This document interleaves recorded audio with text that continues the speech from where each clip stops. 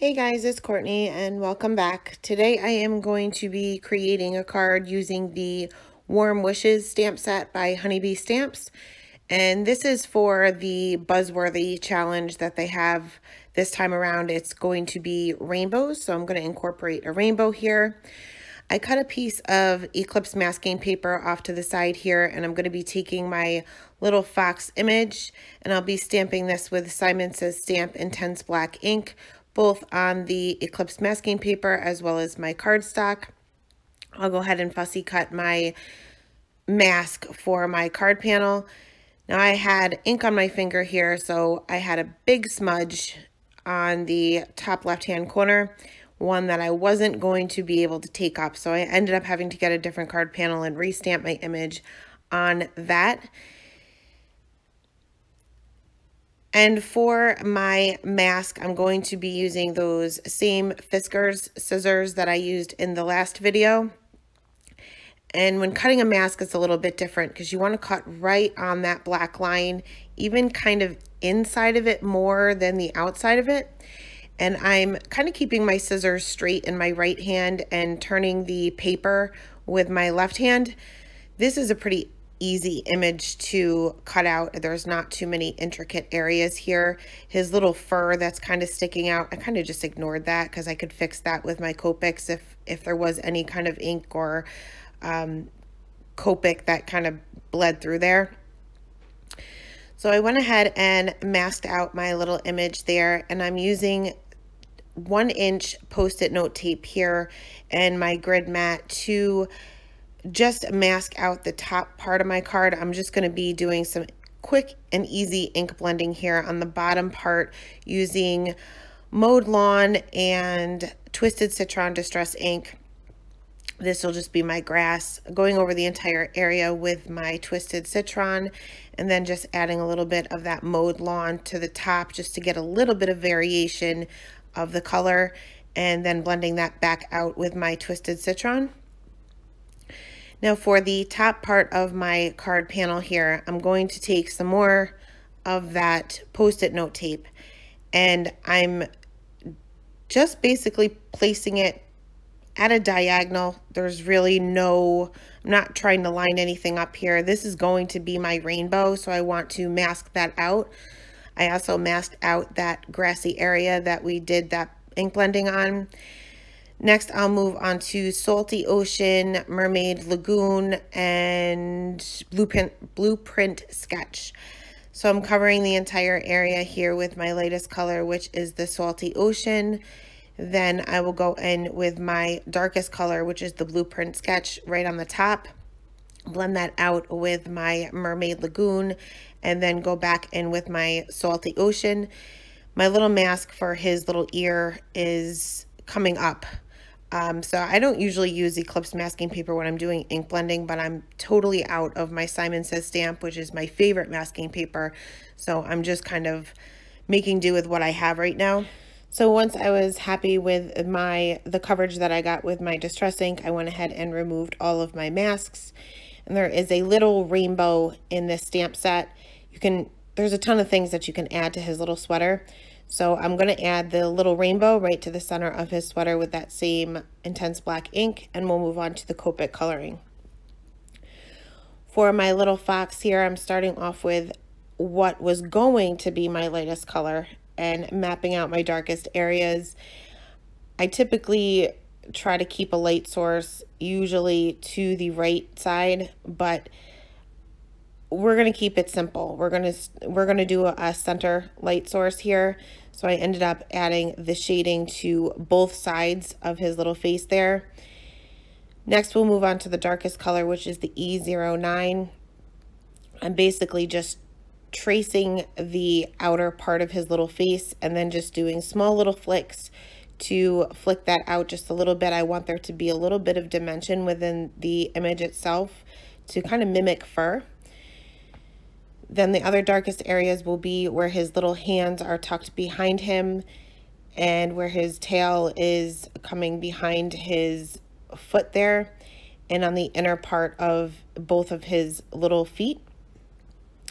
Next, I'll move on to my darkest midtone color, which is the YR18, and extend those flicks out a little bit further.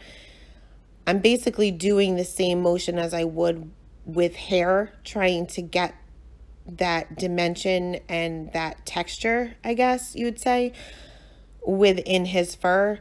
So I'm not really worried about over blending here. I'm okay with preserving those flick lines. Next, I'll move on to my YR68 and extend those even further, just keeping that center highlight right in the center of his little face. On the bottom part, there's going to be a very small amount of a highlight here, that shadow underneath his little sweater and on either side of his feet.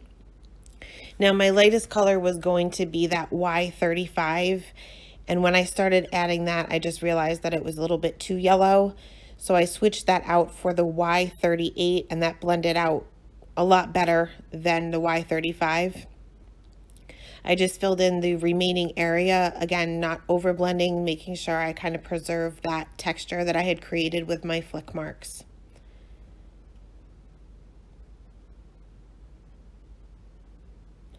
For the little white areas of this little guy, the inside of his ears and the tip of his tail, I'm going to start with my C3 and just add just a little bit of a shadow there, and then extend those flicks out with my C1 extending to white.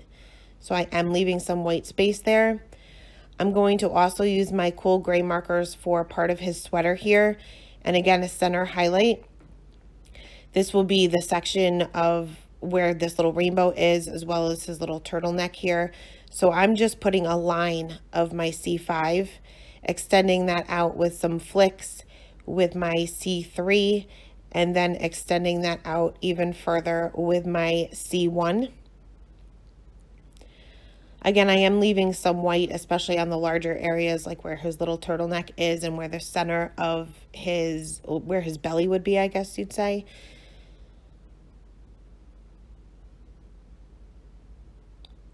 Now for the rest of his sweater, first for the little clouds underneath the rainbow.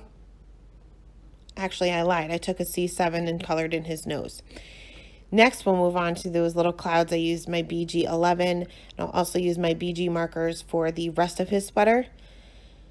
Starting with that BG11, mapping out my darkest areas, which will again be on either side of him, and also where his arms or his sleeves are tucked behind him. Next, I'll go in with my BG18, and I'm just drawing a line where my darkest areas will be. There'll also be a little line that comes up, and it is part of the image, so it's easy to kind of follow, but where his arms meet the rest of his body, or the sleeves meet the rest of the sweater.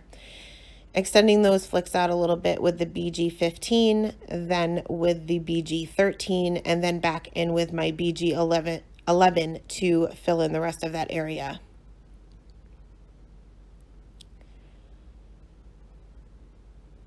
Next, we will move on to our rainbow. Now, I'm using a variety of colors here. To make it a little bit easier, I'm going to replace that mask covering up my grassy area there, just so I don't go too far. And for my first line, I am using my T-square ruler here. And I'm just creating a line of my red. Then I put away my ruler. I didn't need that anymore. Moved on to my YR, blended that out with one of my Y markers, and each time, if I'm not getting a good blend, I'll go back to the previous color to help blend that out a little bit. I tried to pick colors with the second number not too far off from the one before it. So for example, I think I used the R27, and then the YR68 will blend well together because those numbers are similar. But again, you can go back over these areas as many times as you want, just to make sure that you're getting a good blend. You don't want them to be over blended, because you do want to see the differentiation between the colors that you're using. Once I was happy with my little rainbow here, I did use those same colors for his rainbow on his sweater.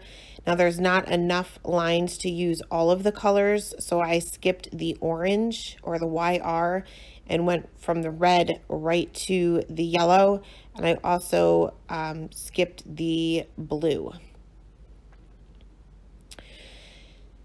Next, my intention was to add some grass itself in this grassy area, so I'm just taking a few of the green and the YG markers to add some flicks of blades of grass with just flicks, various lengths, concentrating the darkest area being underneath him because that's where a shadow would be.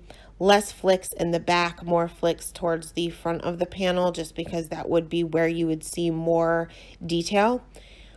Once I got done with all of my flicks here, I hated it.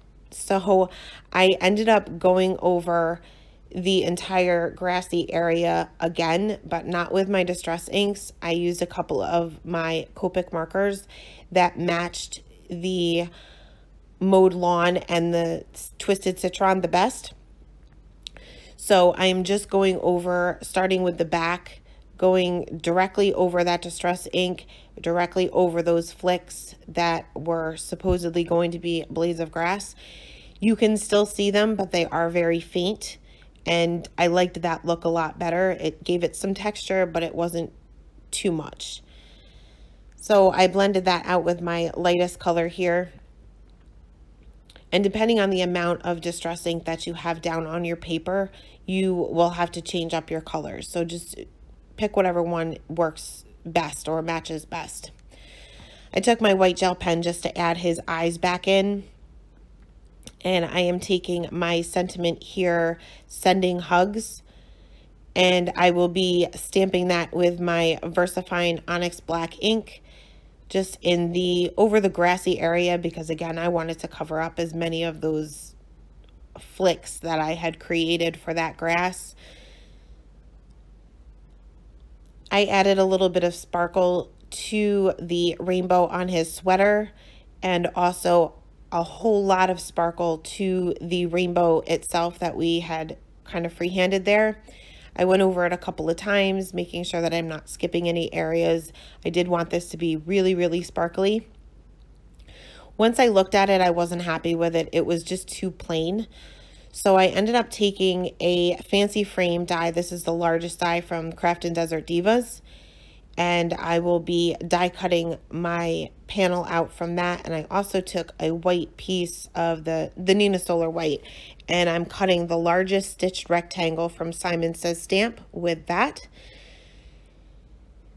I didn't want too much of a border here, but I also didn't want my border to be white. I wanted it to kind of match the rest of the card panel.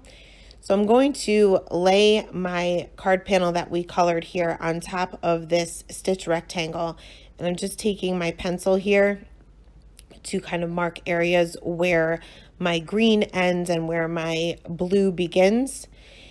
And I'll go back in with my Distress inks just to add a little bit of color to that stitched rectangle just on the outer edges. You're not going to see much of this. It's going to be pretty light, so I wasn't worried about getting a blend here. I'm just putting down the color just so that it's not stark white in the background. And I'm only using one color. I'm not using all of the distress colors that I used on my actual card panel. I'm using the Twisted Citron and the Salty Ocean, and you'll see here that I'm not blending at all, and the amount that you can see is only probably about 1/8 of an inch or so, so you really don't have to worry about too much depending on what dyes you use.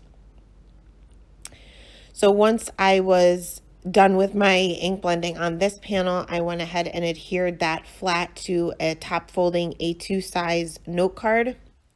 And I wanted to pop up my actual image, or my card panel rather, the one that we colored. So I'm going to be using some fun foam on the back of that, and I just cut that slightly smaller than the panel itself. This is the fun foam that has the adhesive on one side.